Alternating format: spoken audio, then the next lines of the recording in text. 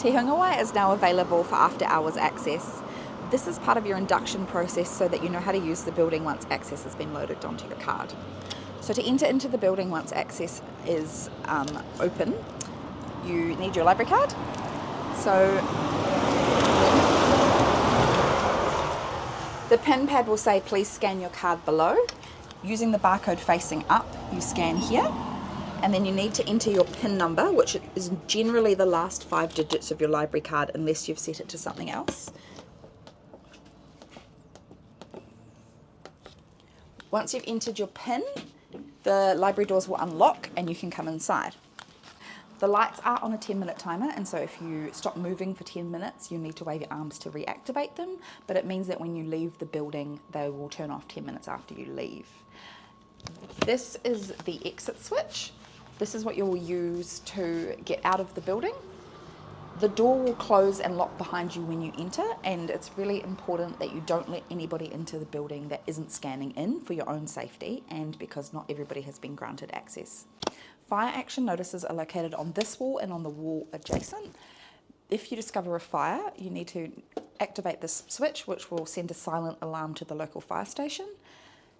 That will notify them, but just as a backup, make sure you also call 111, just to make sure that they're aware of the fire. Don't try and put the fire out yourself. The assembly point for a fire is located out in the car park, and make sure that anyone who you have brought into the building is also leaving because you're responsible for your guests. If you do discover a fire, make sure your first point of call is to call 111 and get out. If you're near the fire alarms, you can pull them, but you don't have to pull them before calling 111. The second exit in the event of an emergency is this door here, which is emergency exit only, and there's another fire action switch and fire action notice located here. An AED and first aid kit are located here. Instructions of what to do if you need to use the AED are here, and an emergency response plan booklet is here in the case of an emergency. Bathrooms are located here. If something happens after hours that you need to notify us about that isn't an emergency, you can either email the library, which is located here, or you can scan this QR code with your phone, which has a quick form that will notify us of something that needs attention, for example, a broken tap or a broken shelf. But anything in needing urgent attention, make sure you call 111. Meeting rooms are available outside of staffed hours. You can book them if you're running something, which you can do via this QR code here. Otherwise, if there's nobody in them and you want to use them as a quiet study space, you're welcome to. There's blinds in the meeting rooms that will block out the light, and so no one can see you from outside of the building. And you can see whether or not there's a booking by looking on here. If there's a red line, that means there's a booking incoming, but we just sort of say to check if anyone's not using them, and then you're welcome to sit in here and study. You can also make tea and coffee. There's a sink and kitchen facilities in Rua. Every area of the library is accessible apart from upstairs, which is to only be used by staff during hours. Wi-Fi passwords are located around the building. You can log into the APNK network. We also leave Chromebooks out to be used. You can log into the Chromebooks by using your library card and your PIN. At this stage, printing is not available after hours. However, we're working on this to bring it to you in the future. The self-checkout is available after hours to take books out. You just hit checkout, and then you can scan your library card, place your books in the scanning bed and check them out. You can also pay for any loans here using the EFTPOS terminal. The electronic return shelf is also available outside of staffed hours, so you can return your books and it will automatically load them back into the system. When returning books using the return shelf, please ensure that you don't re-shelve them and leave them on the shelf. Some books may print a ticket, and that's to be left in the machine for library staff. You're responsible for any guests that you bring into the building. You're welcome to bring people with you, but we ask if they're using it regularly to come and contact us to get after hours access.